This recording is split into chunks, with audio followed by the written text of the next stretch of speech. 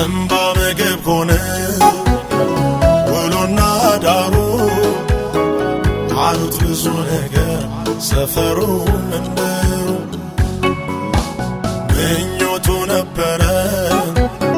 ሰላም እንዲሆንለት ግን መውጊያ ተሰጠው ጌታንም ያይበት ጸጋ ይበቃኛል ይበቃኛል ኃይል በድካሜ ይገለጥ ይበርቻ ሆኛል ጸሎቴ ነበረ መውጊያው እንዲሰበር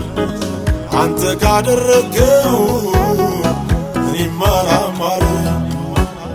ጸጋ ይበቃኛል ይበቃኛል ኃይል በድካሜ ይገለጥ